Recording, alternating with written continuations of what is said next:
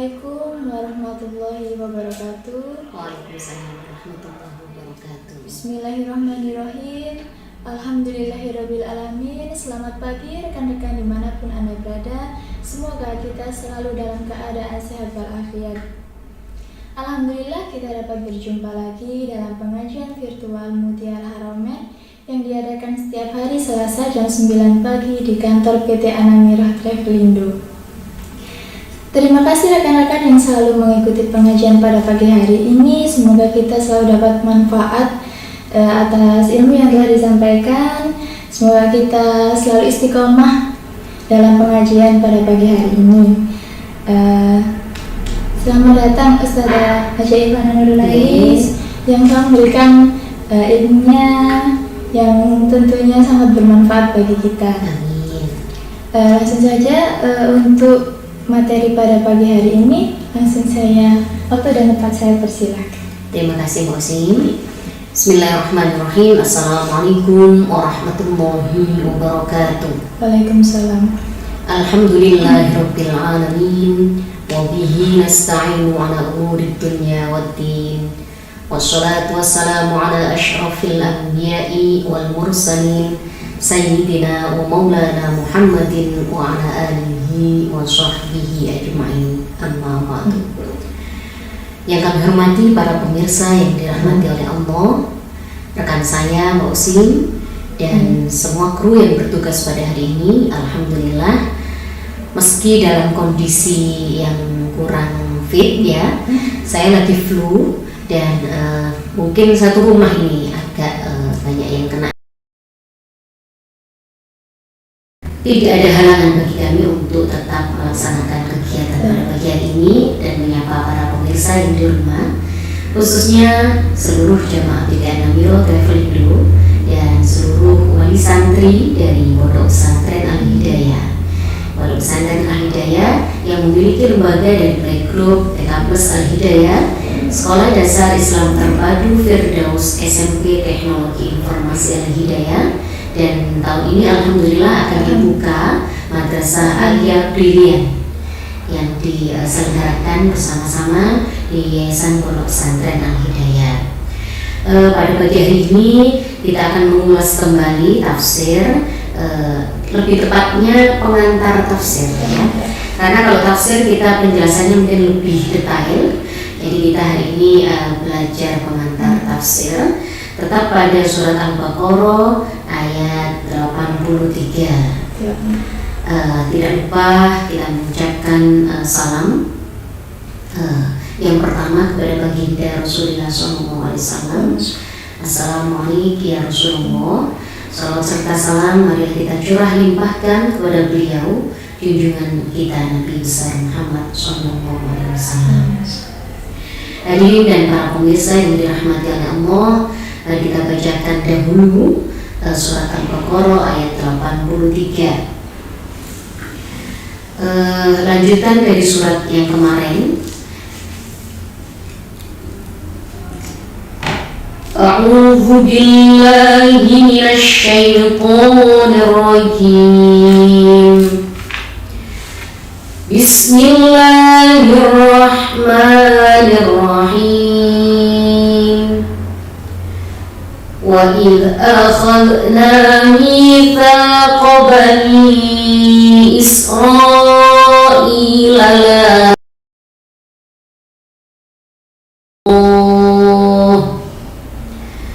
la ta'buduna illallah wa bil walidaini ihsana wa bil qurba wal yatama wal masakin wa qulu lin-nasi husna wa qulu lin-nasi aqimus sholata wa atuz zakah thumma tawallaytum minkum wa antum mu'ridun. Shadaqallahu Sadaqallahul Azim. Pembahasan Al-Baqarah ayat 83 saja, dan insya Allah pembahasan luas lebih dalam kita tuntaskan pada hari ini.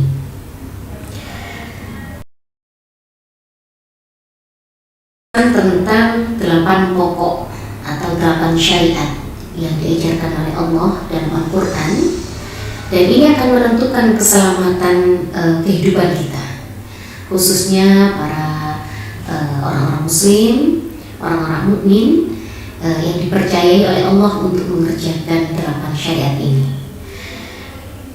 Karena pada masa ini adalah masa yang dikuasai oleh Bani Israel, jadi ini adalah sebuah ikrar yang disampaikan oleh Bani Israel. Namun ikrar ini tidak dilakukan oleh. Kita awali dengan menerjemahkan wa id akhadna mitsaqa bani Israil, dan ingatlah ketika kami mengambil ikrar pada Bani Israil. Maksudnya ikrar ini disampaikan dalam Alkitab, yakni kitab Taurat, kitab yang disampaikan oleh Allah sebelum kitab Al-Quran. La ta'buduna, dan janganlah kamu menyembah illallah kecuali kepada Allah.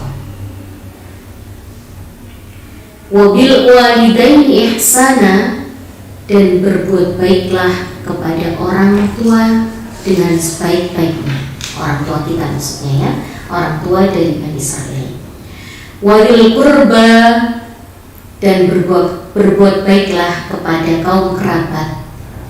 Wal yatama wal masakin wa qulu linnas. Ada 3 hal di sini. Wal yatama, kepada orang-orang yatim atau anak-anak yatim. Wal masakin, mengeluarkan zakat kepada orang-orang yang miskin. Wa qulu linnasi husna, dan berbuat baiklah kepada sesama, jadi sesama manusia ya. Wa aqimus sholata wa atuz zakah. Wa aqimus sholata, dirikanlah sholat. Wa atuz zakata, tunaikanlah atau keluarkanlah zakat. Tsumma tawallaitum, kemudian kamu tidak memenuhi. Ini yang dimaksud tidak memenuhi adalah orang-orang Bani Israel. Illa qalilan minkum wa antum mu'ridun, kecuali hanya sebagian kecil dari kamu, dan kamu juga berpaling seperti berpalingnya nenek moyang kamu. Jadi karena orang-orang Bani Israil ini dari tumbuh atau berkembang dari zaman ke zaman sampai saat ini, dan semua yang dari awal di masanya atau masa Nabi Musa, saat itu kaum Nabi Musa, sampai saat ini Bani Israil masih tetap mengingkari adanya kekuasaan dari Allah, seperti itu. Sehingga disebutkan di dalam surat Al-Baqarah, dan tepatnya pada ayat 83 ini adalah himbauan atau penegasan bahwa orang-orang Bani Israil itu adalah orang-orang yang dianggap luar biasa istimewa dalam keburukannya, dalam pengingkarannya kepada kekuasaan Allah. Wa id akhadna ini sudah ditemukan sampai di dalam ayat 33 ini sudah 14 kali. Jadi wa id akhadna sampai 14 kali, sampai dengan ayat 83. Sungguh sangat sangat mengecewakan sekali adanya Bani Israil ini karena pengingkaran dan karena kesombongan, sehingga mereka lalai dengan ajaran Taurat, yakni Alkitab sebelum kitab Al-Quran. Tadi kita tafsirkan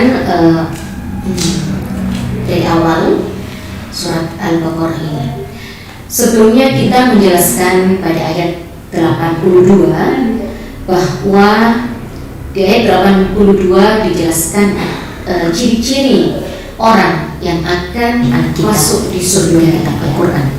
dalam minggu kemarin atau Selasa minggu kemarin yang lalu, disebutkan walladzina amanu wa 'amilus sholihati ulaika ashabul jannah hum fiha khalidun. Sebaik-baiknya orang-orang yang beriman dan beramal soleh, mereka itu adalah penduduk surga dan akan kekal di dalamnya. Disambung dengan ayat sebelumnya, yakni surat Al-Baqarah ayat 2 dan 3. Kita sambungkan dulu untuk kefahaman kita, yakni surat Al-Baqarah ayat 2 dan 3.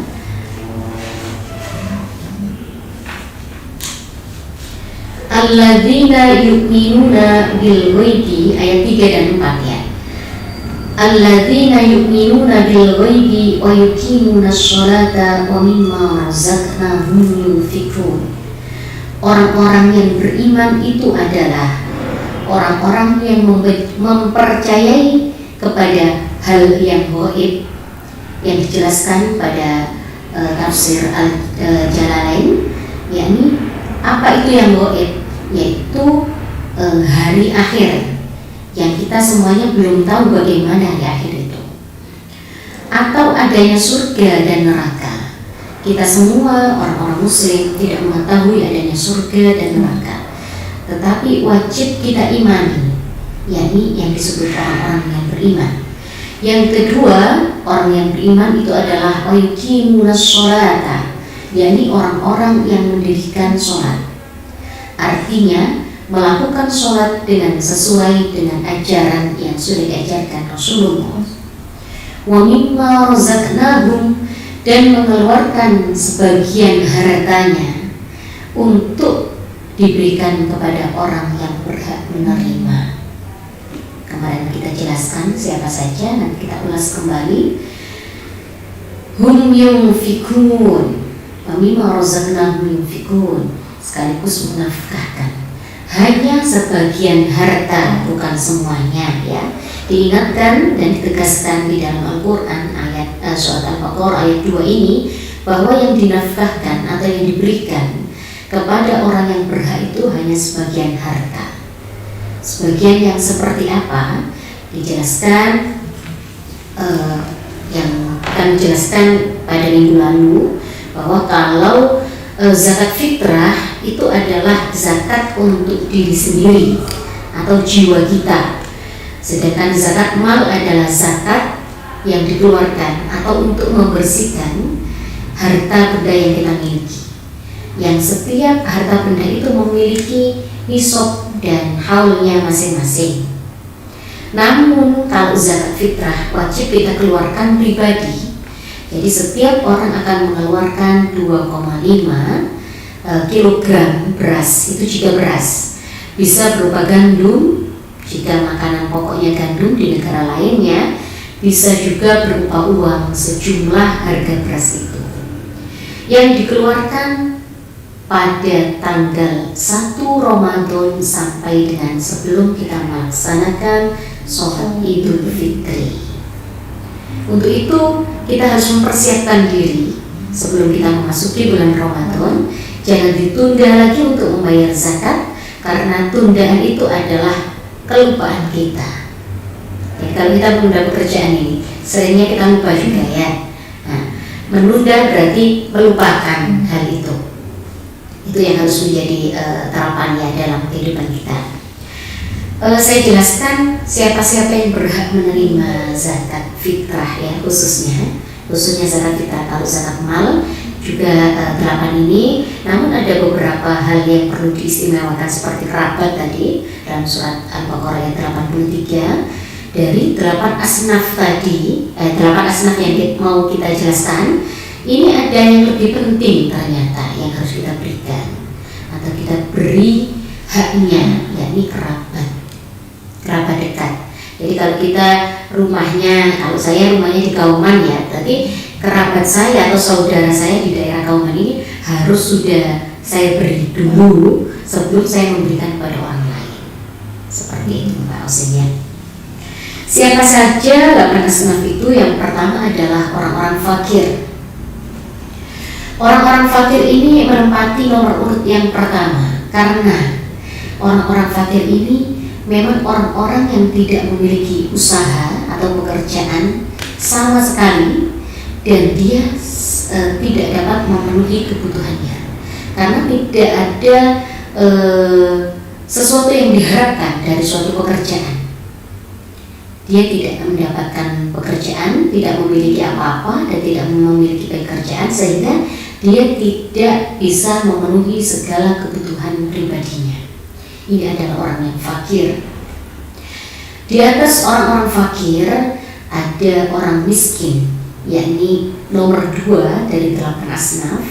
Orang miskin ini adalah orang-orang yang memiliki pekerjaan, memiliki sebuah usaha, namun tidak bisa memenuhi kebutuhan pribadinya atau kebutuhan sehari-harinya.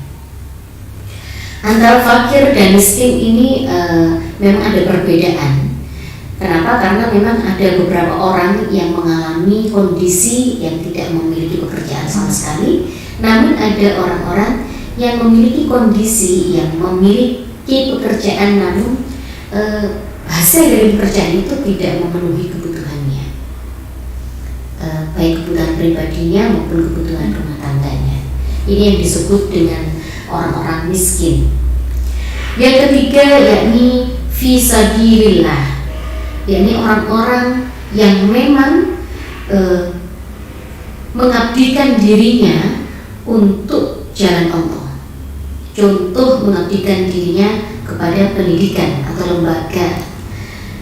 Contoh yang paling dekat dengan kita adalah guru, ya, karena guru ini guru yang memang benar-benar mengabdikan dirinya, ya. Ada beberapa guru yang memang sudah dibayar oleh pemerintah dan bisa memenuhi segala kebutuhannya, tetap disebut fisabilillah. Namun yang asli fisabilillah ini adalah seorang guru yang mengabdikan dirinya kepada sebuah lembaga atau pondok pesantren lah, istilahnya seperti itu, ya, yang dia tidak memiliki pekerjaan lain selain mengabdikan dirinya untuk kerjaan itu atau tugas sebagai guru itu, pengabdi itu.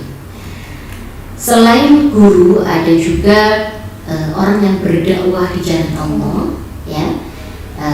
Bisa kita lihat di masyarakat itu ada beberapa orang yang memang dia berjalan untuk berdakwah, dan dia tidak memiliki apapun kecuali apa yang yang masyarakat berikan kepada dia.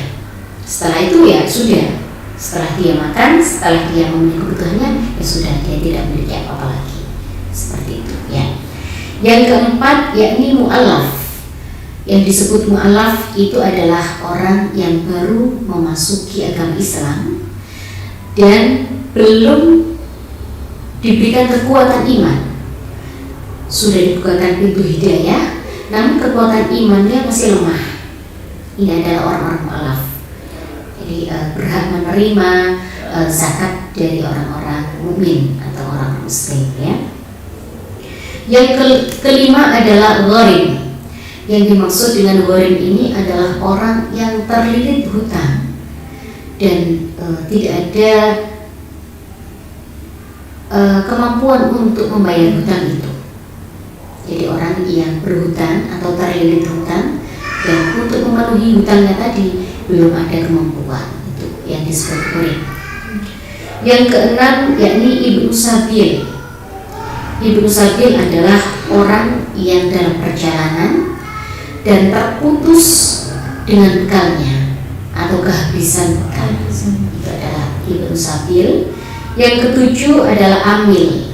Amil adalah badan atau lembaga atau orang-orang yang mengelola dana zakat.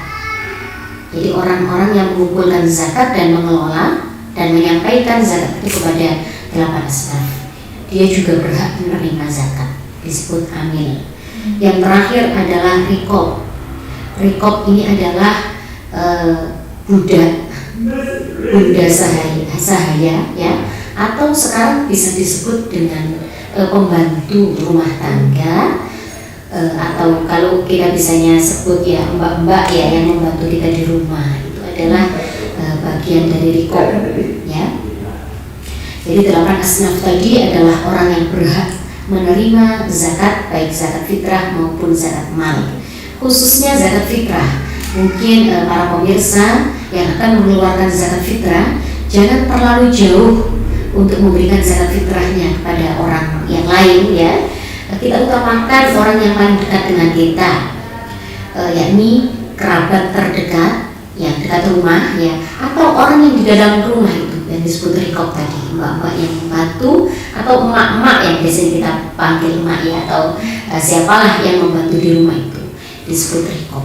Karena semua itu adalah termasuk orang yang berhak menerima zakat, ya. Jadi para pemirsa yang di rumah jangan terlalu jauh memberikan zakatnya, karena zakat itu sudah dinantikan 8 asnaf tadi, terutama zakat fitrah, ya. Kita lanjutkan pada pengantar tafsir Al-Baqarah ayat 83. Tadi sudah kita terjemahkan bahwa di sini adalah ada 8 syariat atau perintah Allah. Perintah Allah ini yang akan menentukan keselamatan hidup kita di dunia. Apa saja itu perintahnya?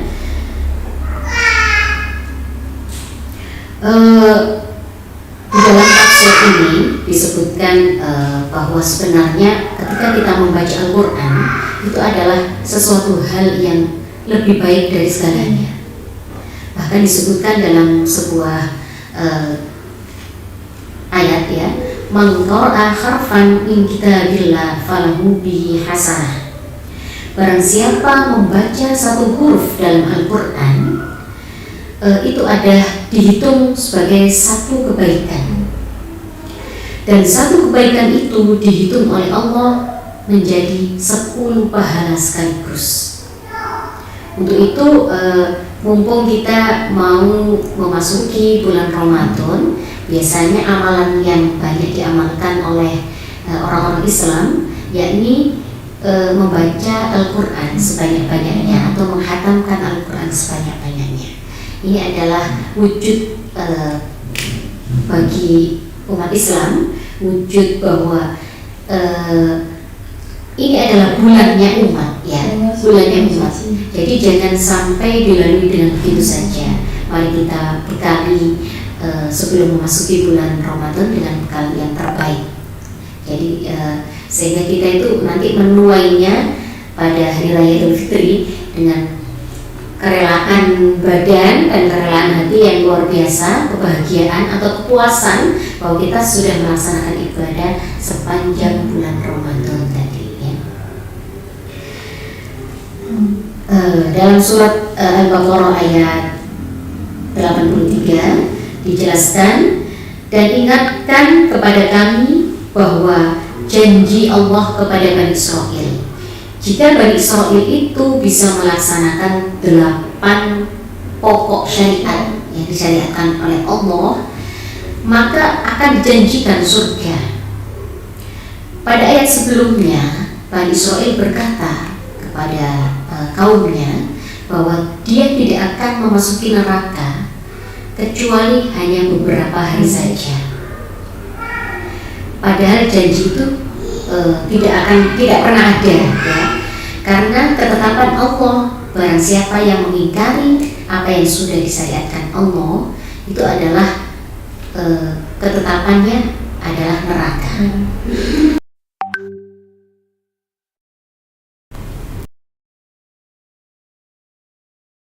Bahwa jawaban dari itu, jika Bani Israil melaksanakan apa yang sudah disyariatkan Allah, yakni beriman kepada Allah dan beramal soleh, maka janjinya itu adalah surga.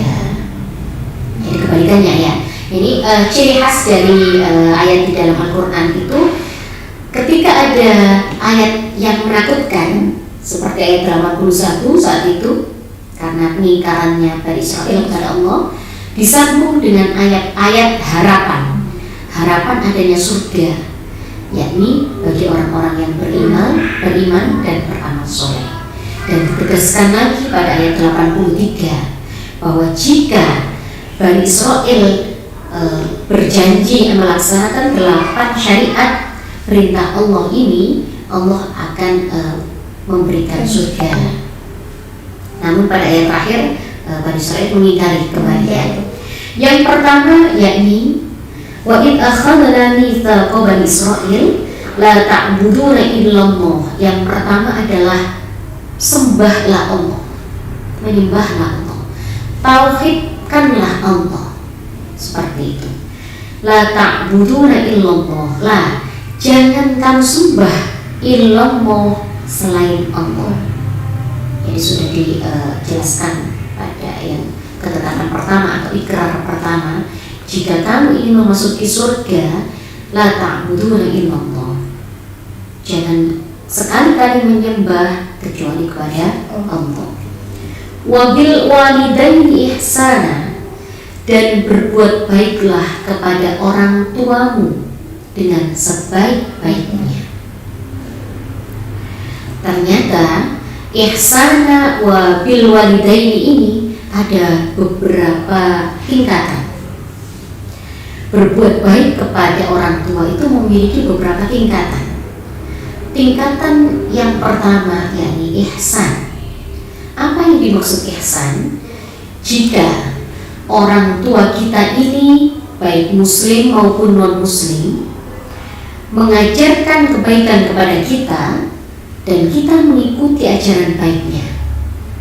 Namun jika non muslim, jika tidak muslim orang tua kita, dia tidak mengajarkan non muslimnya tadi kepada kita.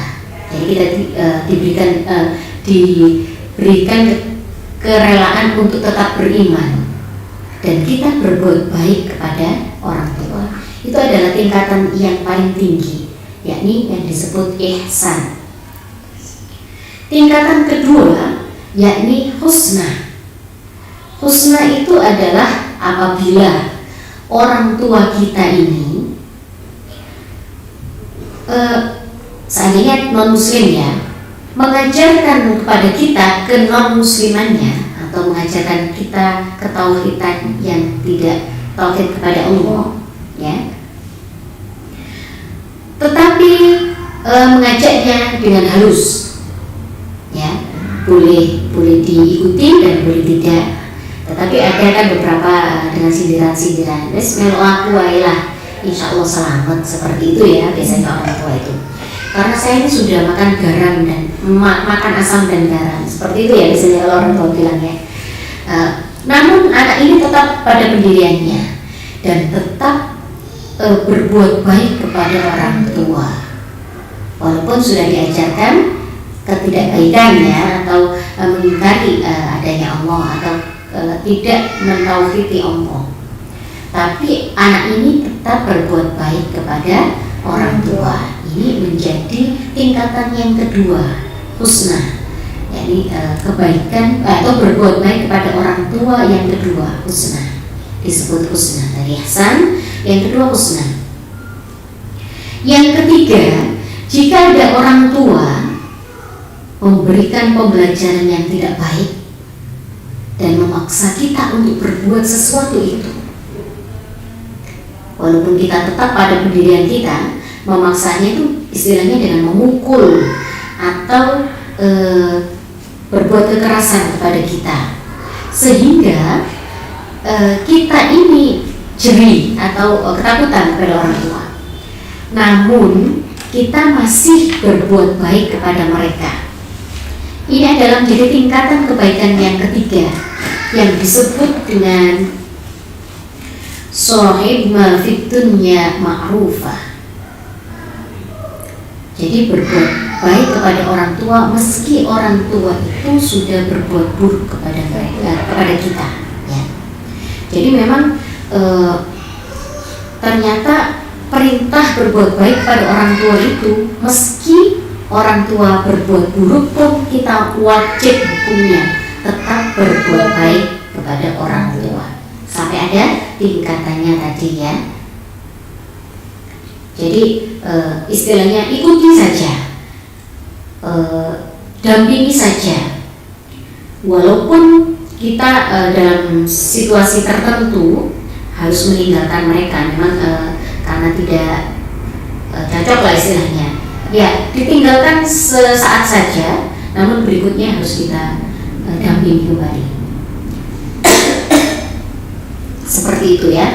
Jadi ada beberapa tingkatan berbuat baik kepada orang tua. Karena pada dasarnya orang tua kita ini adalah wasilah, jalan istilahnya. Wasilah itu maksudnya adanya kita hidup di dunia ini karena adanya orang tua.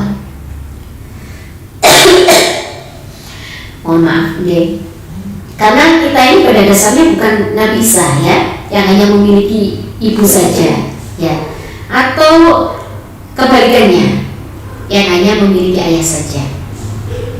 Kita pada dasarnya adalah memiliki kedua orang tua. Hadirnya kita ini karena hadirnya orang tua, usahanya orang tua. Jadi menjadi wasilah antara hadirnya kita untuk wasilah itu untuk kita berbuat kebaikan, untuk kita berbuat mendapatkan hidayah kepada dari Allah, dan untuk kita menuntut ilmu di dunia ini, menuntut ilmu untuk kehidupan kita istilahnya ya. Jadi wasilah itu tidak akan bisa kita hilangkan.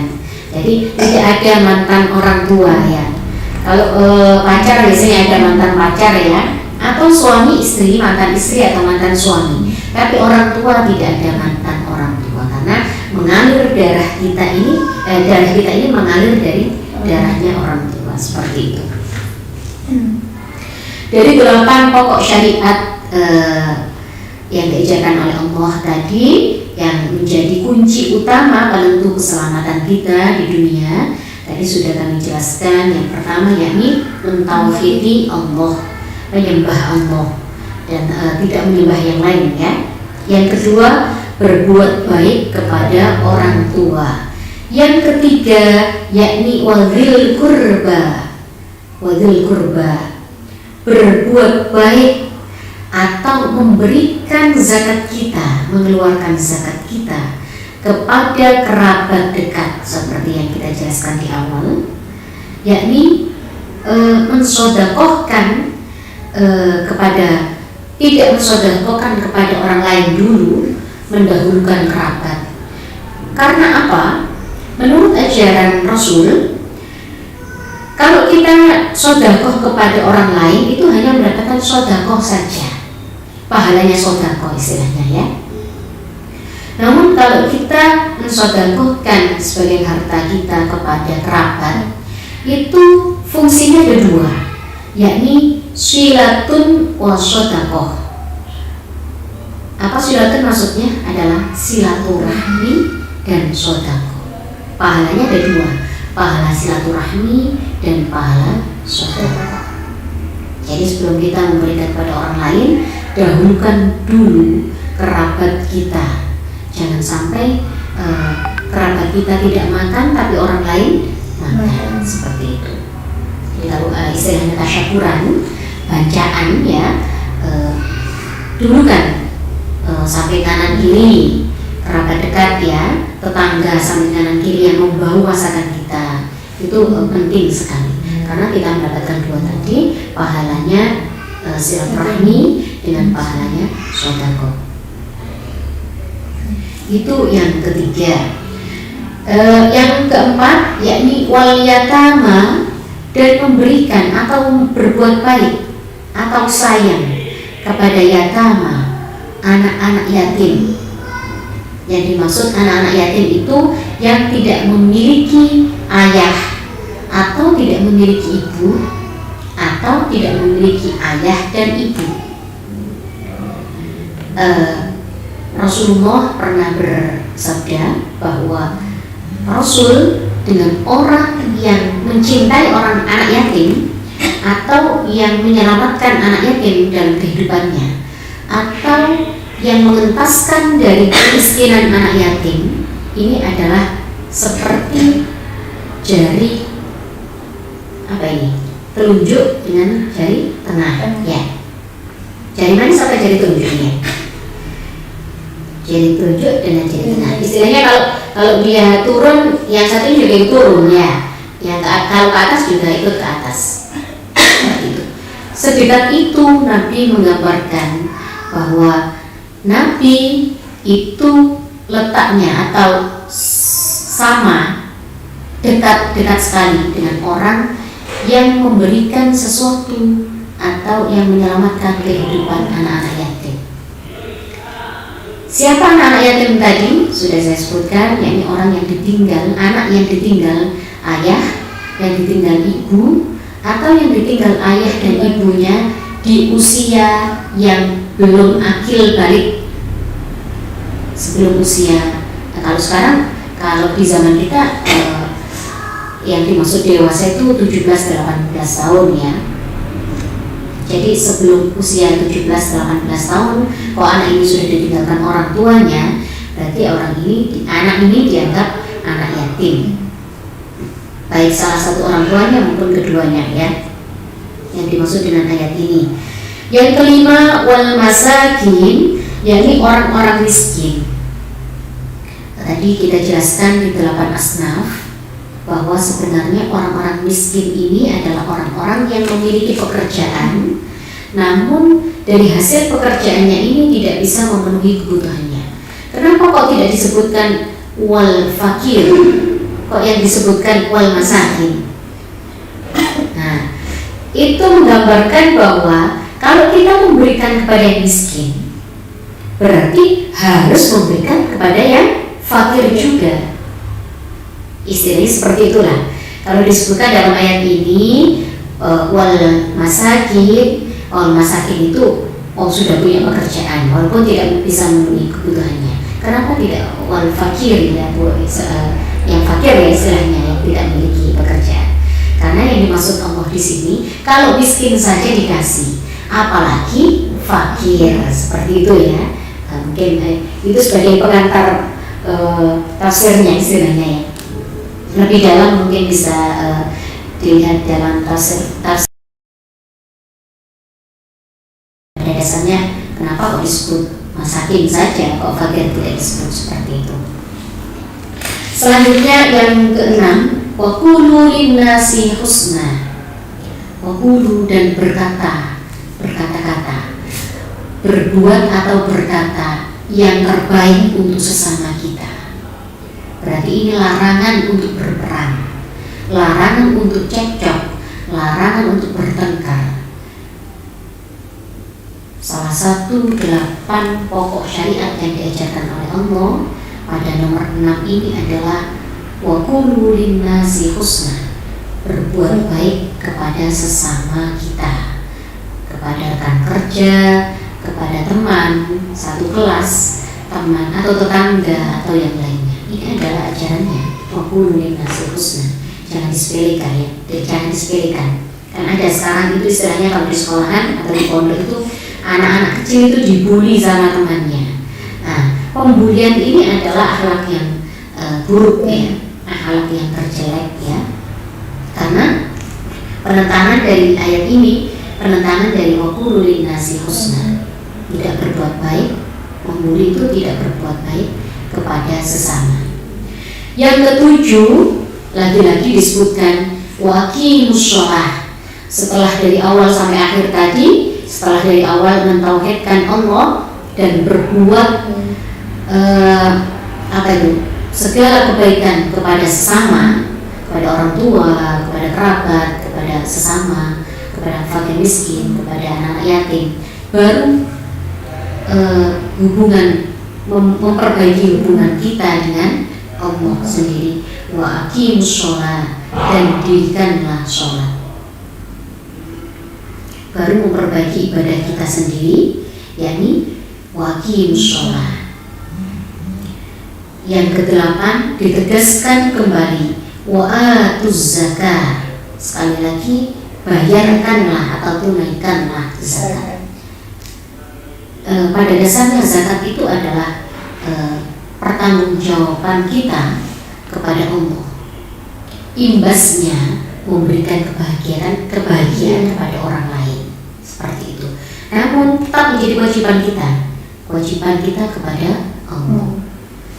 Sudah dijelaskan dalam rukun Islam ya, rukun Islamnya 5 ya. kelas 1 SD ya, terutama di SD di Firdaus itu ada rukun Islam yang 5, syahadat, sholat, puasa, zakat untuk si miskin, haji bagi yang kaya. Yang kaya maksudnya yang mampu ya. Itu tadi adalah 8 syariat yang diajarkan oleh Allah.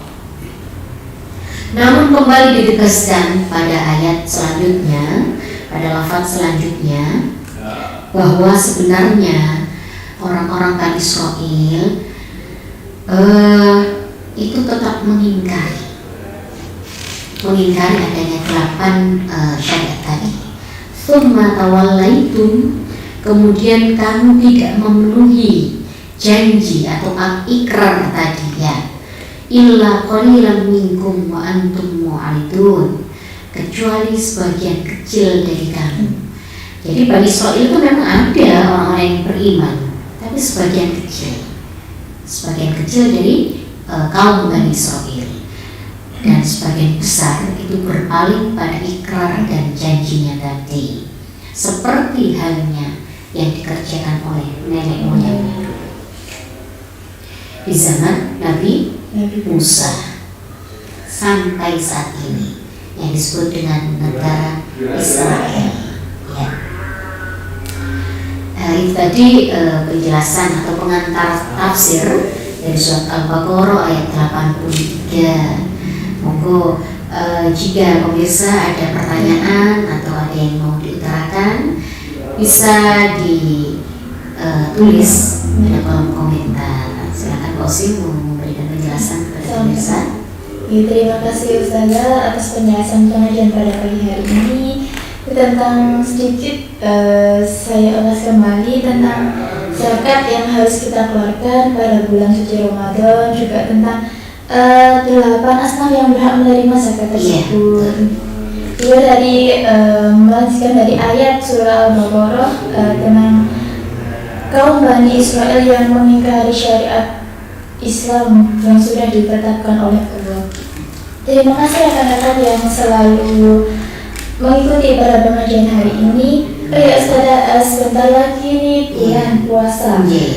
Mungkin bisa memberikan tips untuk buka puasa yang menyehatkan.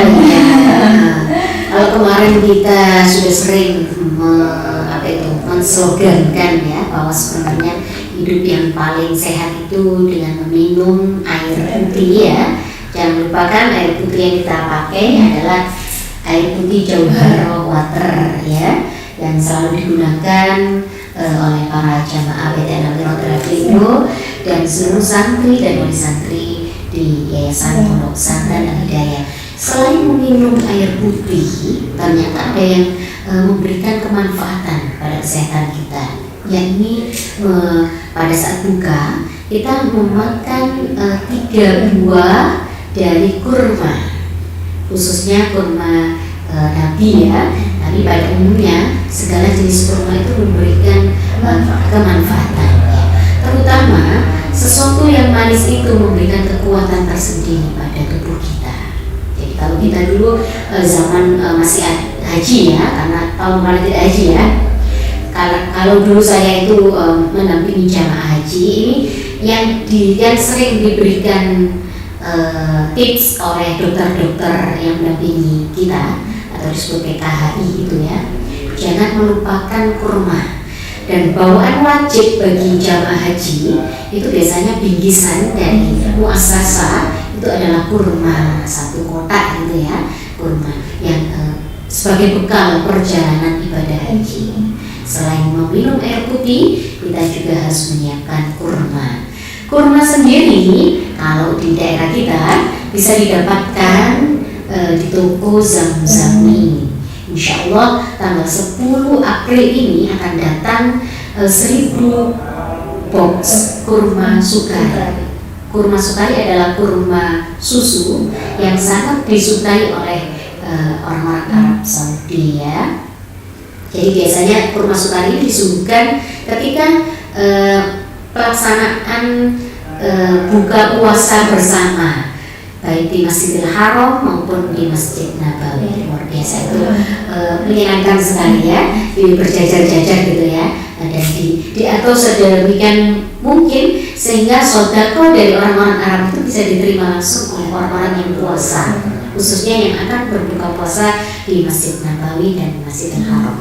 Jadi kangen dan rindu ya, bahwa sini lama tidak kesana, hampir 1 tahun. Semoga ini bisa haji, bisa berangkat. Amin, amin. Semoga kalian bisa. Iya. Mungkin pengajian pada pagi hari ini bisa kita tutup bersama dengan bersama-sama membaca hamdalah alhamdulillahirabbil alamin. Dari saya selaku pembicara pada pagi hari ini mohon undur diri, mohon maaf apabila ada kekhilafan di antara kalimat dan kata yang sudah saya sampaikan. Akhirul kalam, wallahul muwaffiq ila aqwamit thoriq. Wassalamualaikum warahmatullahi wabarakatuh.